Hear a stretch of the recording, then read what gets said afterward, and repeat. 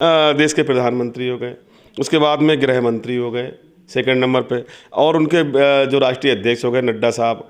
तो ये प्रदेश के, उसके बाद सबसे बड़ा प्रदेश हमारा उत्तर प्रदेश पड़ता है, इसके मुख्यमंत्री हो गए। तो अगर प्रदेश में देखा जाए तो नंबर 1 है। उत्तर प्रदेश में चुनावी माहौल गर्म है और इस समय हम पीलीभीत जो जिला है, पीलीभीत के जिले के जो करीबी एक बरखेड़ा विधानसभा क्षेत्र है 128 नंबर, उस विधानसभा क्षेत्र के दौरे पर है। और यहाँ से जो पूर्व मंत्री समाजवादी पार्टी से रहे हैं हेमराज वर्मा जी, जो यहाँ से विधायक भी रहे हैं, इस बार भी लगभग तय है पार्टी इन्हें ही अपना जो है चेहरा बनाने वाली है। काफ़ी दबंग छवि के ये नेता हैं और अपने हम ये कहें कि इस क्षेत्र में उनका खासा वर्चस्व है। लेकिन इसके पहले जो चुनाव था उसमें जो है इन्हें बीजेपी से जो है हार का सामना करना पड़ा था। आप क्या कहेंगे, इस बार क्या तैयारी है? देखिए, पहले तो आपका बहुत बहुत धन्यवाद। किन मुद्दों पर इस बार जो है चुनाव लड़ रही है समाजवादी पार्टी? जो है भाजपा सरकार में है, उनका कहना है कि काफ़ी विकास कार्य उनके द्वारा किए जा। देखिए, समाजवादी पार्टी तो सिर्फ अपने जो 5 साल में जो मौका मिला था समाजवादी पार्टी को, और जो काम किया था इस प्रदेश में, उस प्रदेश को आगे बढ़ाया। और जिस तरह से काम किए नौजवानों के लिए, महिलाओं के लिए, बेटियों के लिए, किसानों के लिए, हर वर्ग के लिए काम किया है। और उस काम के बदौलत ही समाजवादी पार्टी चुनाव लड़ना चाहती है और काम के दम पर ही चुनाव लड़ेगी। और जनता ये समझ रही है कि ये जो 5 साल जो सरकार, डबल इंजन की सरकार चली है, उत्तर प्रदेश में चल रही है, इन्होंने इस प्रदेश को पीछे किया है और कहीं पर कोई काम दिखाने, कोई बड़ा काम इनके पास नहीं है। डबल इंजन से मतलब क्या है? डबल इंजन से मतलब बीजेपी ये कहती थी कि उत्तर प्रदेश में जब सरकार यहाँ बीजेपी की होगी और केंद्र में बीजेपी की है तो फिर डबल इंजन की सरकार हो जाएगी। डबल इंजन की सरकार की स्पीड ज़्यादा होगी, काम ज़्यादा करेगी। लेकिन मुझे जो लगता है कि डबल इंजन की सरकार एक दिशा में नहीं बल्कि विपरीत दिशा में काम कर रहे हैं, इसीलिए इस प्रदेश को बिल्कुल और पीछे पहुंचा दिया है। क्षेत्र के जो विधायक हैं उनके बारे में क्या कहेंगे आप? अब क्षेत्र के विधायक तो, अब क्षेत्र सवाल सिर्फ विधायक का नहीं है, सवाल पूरी भारतीय जनता पार्टी का है। और कहीं पर भी कोई काम दिखाने को इनके पास नहीं है। और विधायक तो बढ़िया विधायक हैं भाई, ना 5 साल में ना उनके पास जनता का प्रेशर रहा, ना काम का प्रेशर, ना फ़ोन का प्रेशर, ना किसी के सुख दुख में जाने का प्रेशर, ना किसी के साथ खड़े होने का प्रेशर। तो बड़ा आराम से, जैसे राजा महाराजा 5 साल ऐसे अपना समय काटते, ऐसे हमारे विधायक ने काटा है। आप क्या कहेंगे, जो इस समय जो एक दलित वोटर है जो पिछली बार आपसे दूर हो गया था, उसको वापस लाने के लिए क्या किया और क्या इस बार वाकई दलित आपके साथ आया? देखिए, आज पूरे प्रदेश, बल्कि मैं तो पूरे देश की बात कहूँगा कि अगर पूरे देश में कोई एक ऐसा अगर नेता है जो पिछड़ों की, दलितों की, कमज़ोरों की, गरीबों की लड़ाई अगर कोई लड़ रहा है तो वो सिर्फ माननीय अखिलेश यादव जी हैं। और इसीलिए आज हर समाज के लोग माननीय अखिलेश यादव जी के साथ जुड़े हैं और आज हर समाज माननीय अखिलेश यादव जी को पुनः मुख्यमंत्री देखना चाहता है। लेकिन क्या मुद्दे हैं दलितों के जो आपके साथ वापस आए? देखिए, दलितों के मैंने जो बताया कि जिस तरह से बसपा ने दलितों के वोट तो लिए लेकिन उनकी समस्याओं में ज़मीन पर वो कभी नहीं लड़े। माननीय अखिलेश यादव जी ने जब भी कहीं पर कोई उत्पीड़न हुआ उसके लिए खड़े हुए। समाजवादी पार्टी ने सबकी लड़ाई लड़ी है, दलितों की भी लड़ाई लड़ी है।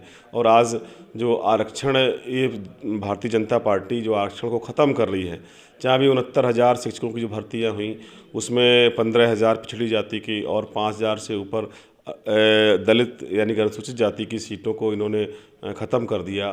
तो कहीं ना कहीं दलितों को भी इस सरकार ने उनका आरक्षण ख़त्म किया है। और उनके कहीं बहन बेटियों पर कहीं पर अत्याचार हुए हैं तो उनकी कहीं बेटियों को कहीं रात में जला दिया, कहीं कुछ, तो कहीं न्याय नहीं मिल पाया। तो हर समाज को कहीं ना कहीं, दलित समाज भी बहुत उपेक्षित और बहुत जो है उसका उत्पीड़न हुआ है। तो इस सरकार में दलित समाज भी आज माननीय अखिलेश यादव जी के साथ जुड़ा है और वो समझ रहा है कि समाजवादी पार्टी ने हमारी लड़ाई को ज़मीन पर लड़ा है। और इसलिए हर समाज, दलित, पिछड़े, अगड़े, गरीब, कमज़ोर, सब अखिलेश यादव जी के साथ। ये चुनाव भी फिर एक बार उसी राह पर नज़र आ रहा है, हिंदू मुस्लिम जिस तरह से 2017। देखिए, ये झूठी बातें बहुत दिनों तक नहीं चलती। ये बात सही है कि अगर झूठों की प्रतियोगिता हो जाए तो पूरे दुनिया में नंबर 1 पर मोदी जी का नाम आ जाएगा और दूसरे नंबर पर आ जाएगा अमित शाह जी का, तीसरे नंबर पर नड्डा साहब का आ जाएगा और चौथे नंबर पर हमारे प्रदेश के मुख्यमंत्री जी का आ जाएगा, जो योगी जी हैं। तो ये झूठों की पार्टी है और जनता इनके झूठ को समझ चुकी है। जहाँ ये 15 लाख रुपए देने की बात कर रहे थे, तो आज 15 लाख नहीं आया, लोगों के खाते में, उनके खाते में जो रकम थी बचत की वो कट रही है। महंगाई कम करने की बात कर रहे थे, आज महंगाई कई गुना बढ़ गई है। किसानों को आमदनी दुगनी करने की बात कर रहे थे, किसानों की लागत 2.5 गुने से ऊपर पहुंच गई है। नौकरी देने की बात कर रहे थे, आज नौकरियां खत्म हो रही हैं, पेपर जानबूझकर लीक कराए जा रहे हैं। और जहाँ कालाधन लाने की बात कर रहे थे, आज कालाधन कई गुना बढ़ गया है विदेशों में। और जो है जिस तरह से ये आप देख रहे हैं कालाधन कहाँ कहाँ निकल रहा है, तो ये झूठ बोलने वाले लोग हैं। इन्होंने झूठ बोला है और झूठ ज़्यादा दिन तक नहीं चलता है, जनता समझ रही है। जैसे नंबरों की बात करें तो 1, 2 और 3 होता है, आपने योगी जी को चौथे नंबर पे क्यों रखा? चौथे नंबर को इसलिए रखा क्योंकि अभी वो और सीख रहे हैं झूठ बोलना, तो ये भी किसी दिन नंबर 1 पे झूठ बोलने वालों में पहुँच जाएंगे। तो चौथे नंबर पे है योगी जी, मतलब बाकी तीनों से नीचे हैं अभी? नहीं, झूठ बोलने में कैटेगरी वाइज है। वो एक देखिए, देश के प्रधानमंत्री हो गए, उसके बाद में गृह मंत्री हो गए सेकंड नंबर पे, और उनके जो राष्ट्रीय अध्यक्ष हो गए नड्डा साहब। तो ये प्रदेश के, उसके बाद सबसे बड़ा प्रदेश हमारा उत्तर प्रदेश पड़ता है, तो इसके मुख्यमंत्री हो गए। तो अगर प्रदेश में देखा जाए तो नंबर 1 है झूठ बोलने में, और देश में देखा जाए तो चौथे नंबर पर पहुँच जाएगा। मतलब प्रदेश में तो जो है वर्मा जी ने नंबर 1 कर ही दिया योगी जी को। बिल्कुल, झूठ में नंबर 1, महिला उत्पीड़न में नंबर 1, नौकरियों को ख़त्म करने में नंबर 1, महंगाई बढ़ाने में नंबर 1, किसानों के उत्पीड़न में नंबर 1, किसानों को कुचलने में दुनिया में सबसे आगे पहुंच गई है। ये विश्व टॉप कर चुके हैं ये किसानों के उत्पीड़न में। तो एक सवाल और, चूंकि आप एक समझदार युवा विधायक रहे हैं, मंत्री भी रहे हैं इस सरकार में, इस बार क्या चुनौती देंगे ओवैसी कांग्रेस? मैं समझ नहीं पाया आपकी बात। मतलब इस बार क्या चुनौती होगी आपकी इलेक्शन में? ओवैसी भी एक मैदान में है इलेक्शन में, कांग्रेस भी मैदान में है, समाजवादी पार्टी के लिए कितनी मुश्किलें खड़ी करेंगी? देखिए, इस चुनाव में कहीं कोई चुनौती नहीं है। इस प्रदेश का हर वर्ग, आपका हर जाति, हर वर्ग, अगड़ा पिछड़ा, दलित, शोषित, कमज़ोर, किसान, मजदूर, महिलाएं, बहन, बेटियां, सब कहीं ना कहीं उन्होंने खुद अपने हाथ में चुनाव की कमान ले ली है। वो खुद चुनाव, ये पूरी प्रदेश की जनता चुनाव लड़ रही है।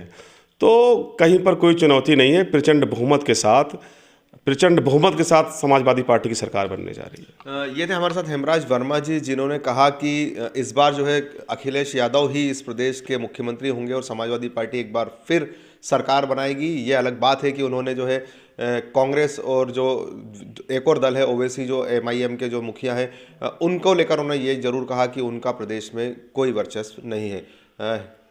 उत्तर प्रदेश की विधानसभा 128 से में समीर खान।